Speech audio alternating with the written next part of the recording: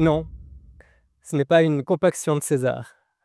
Je n'ai pas cassé mon vélo, mais comme vous l'a dit Delphine, je suis venu ce soir pour parler de cassure. Je m'appelle Pierre Vidy, je suis biologiste, chercheur. Après mes études en Suisse, je suis parti aux États-Unis, où j'ai monté un groupe de recherche dans un centre de cancérologie en Caroline du Nord. Et en 2021, Mario Campone m'a recruté à l'ICO pour poursuivre ses recherches. Et entre nous, je ne crois pas qu'il aurait dû faire ça.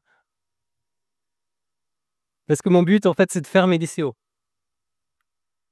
Je vous dis ça parce que la plupart de nos recherches concernent la prévention des cancers. Ce qui m'intéresse vraiment, c'est l'intégrité du génome. D'ailleurs, notre laboratoire s'appelle InGeno pour intégrité du génome et oncologie, avec ce I qui est à la fois une molécule d'ADN et une clé à molette, le symbole de la réparation. L'ADN, c'est de l'information. C'est comme un immense livre de cuisine, de recettes pour nos cellules. C'est surtout de très longues molécules. Imaginez que chaque cellule dans notre corps contient d'ADN. Et cet ADN peut se casser, bien sûr, peut s'abîmer. Comme sur cette aquarelle de Chloé Dehour, une thésarde du labo. Là, je voulais vous faire deviner. Devinez combien de cassures, combien de lésions se produisent chaque jour dans chacune de nos cellules. 10 20 On est loin du compte, je vous dis déjà. 1000 100 000. C'est déjà pas mal, dans chaque cellule. Alors vous vous demandez, mais d'où viennent toutes ces cassures? Mais la plupart de ces cassures, j'ai envie de dire, sont naturelles, sont le résultat de l'effervescence des molécules de la cellule. Sur cette illustration, vous voyez une molécule d'ADN au centre. Vous voyez qu'il y a beaucoup, beaucoup de monde dans cette cellule. Et ça, c'est un instantané. Ce petit monde bouge très, très vite. Alors, comme un cycliste à Paris qui essaye d'aller très vite entre deux gares, comme c'est souvent le cas pour moi, où il y a tous ces autres cyclistes qui veulent aussi aller très vite, on risque les cassures. À propos de choses qui bougent très vite, j'aime beaucoup cet artiste suisse, Jean Tinguely, qui aurait dit... Donc, Jean Tinguely a fait ces sculptures qui bougent, qui grincent. Et il aurait dit que le non-mouvement, c'est la panne. Mais moi, j'ai un esprit de réparation. Et heureusement, chacune de nos cellules a, elle aussi, un esprit, une capacité de réparer au quotidien toutes ces cassures. Donc, toutes ces cassures, de nouveau, qui sont le résultat de cette effervescence dans la cellule. Mais il ne faut pas se cacher non plus que l'environnement, lui aussi, est déterminant pour les cassures. Je pense à la fumée de cigarette, par exemple, qui induit un nombre incroyable de cassures dans les cellules du poumon. Les expositions aux radiations, le radon, et aussi les pesticides, que l'on soupçonne de plus en plus d'endommager le génome. Oups. Pardon. Quand on pense aux cassures, on pense malheureusement souvent au cancer. Et cette relation est très intéressante et ambivalente. Dans un sens, la plupart des traitements anticancéreux, tels que la radiothérapie ou la chimiothérapie, ces traitements ils marchent en abîmant l'ADN des cellules cancéreuses. Donc dans ce contexte de traitement, bien sûr, on s'intéresse à mieux comprendre comment les cellules cancéreuses arrivent à gérer leurs cassures. Il y a même des médicaments maintenant développés pour exploiter les vulnérabilités des cellules cancéreuses à réparer leur ADN. Ce qui nous intéresse, c'est le revers de la médaille, c'est-à-dire que dans les cellules saines, les cassures à l'ADN augmentent les risques de cancer. Et en particulier, pour le cancer du sein, qui, malheureusement, continue d'affecter une femme sur 8 en Europe. Alors au laboratoire, on s'intéresse à mieux comprendre ces facteurs de risque, que sont l'obésité, vous l'aviez peut-être deviné, et la densité mammographique. Donc nous avons donc, aux États-Unis, conduit cette étude avec des souris qui ont mangé du lard. Je vous laisse deviner laquelle de ces deux était dans le régime gras, par rapport aux souris qui mangeaient de la nourriture saine de souris. Et ensuite, nous avons regardé les cassures à l'ADN dans les glandes mammaires de ces souris. Vous voyez en rouge une grosse différence.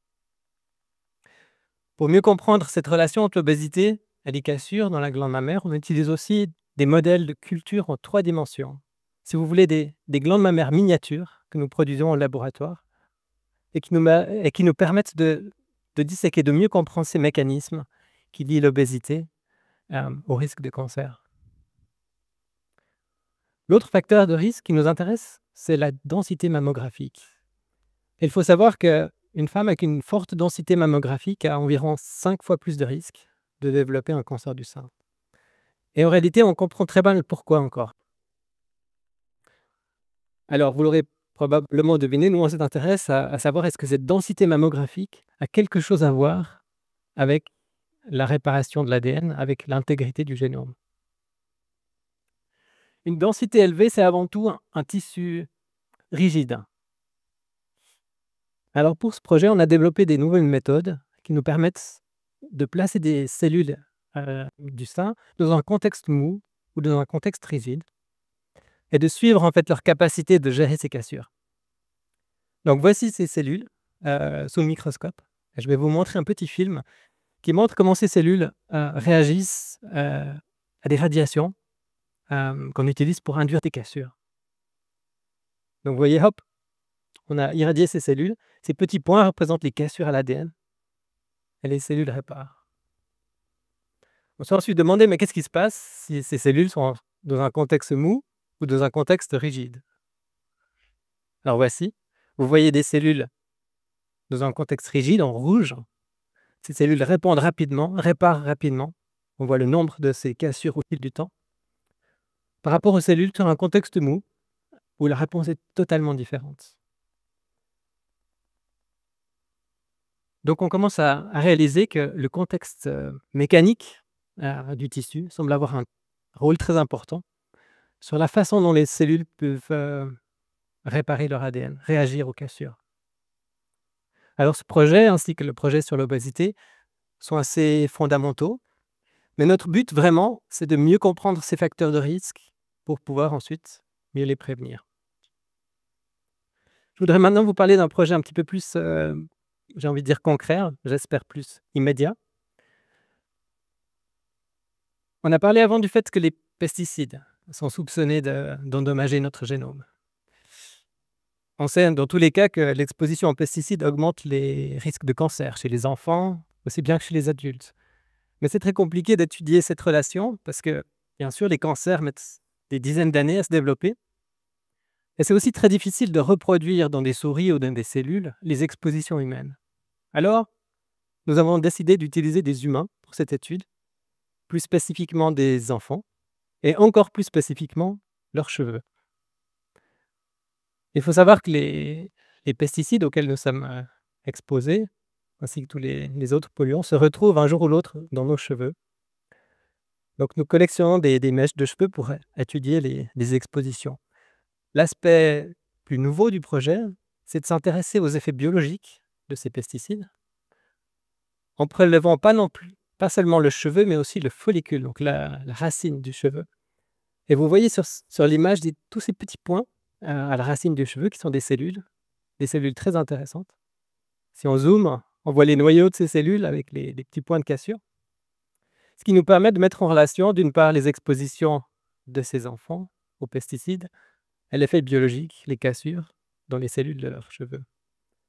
Ce projet a démarré aux États-Unis, où nous avions des participants de milieux très contrastés, des enfants de la ville et des enfants de la campagne. Alors on a mesuré des expositions aux pesticides très distinctes entre les deux groupes, mais aussi des nombres de cassures assez distincts également, les enfants de la ville en vert, les enfants de la campagne en bleu. Donc l'environnement est clairement un facteur décisif pour l'intégrité de notre génome. L'environnement est aussi très important pour la recherche. Et je peux dire que j'ai beaucoup de chance à l'ICO de bénéficier de tout ce support, d'être dans un environnement avec des talents et aussi de côtoyer au quotidien les patients, ce qui nous rappelle vraiment l'importance, je pense, de la recherche pour améliorer ces traitements et aussi pour mieux comprendre des cancers, pour mieux pouvoir les prévenir. En parlant de talent, je voudrais vraiment finir en remerciant toute l'équipe, sans qui j'aurais rien pu raconter ce soir. J'ai énormément de chance de travailler avec ces talents et je vous remercie d'être venus nous écouter ce soir et pour votre support. Laissez-vous.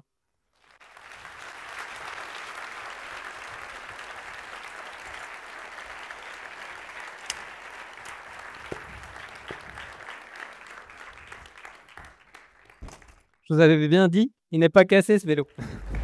Bonne soirée.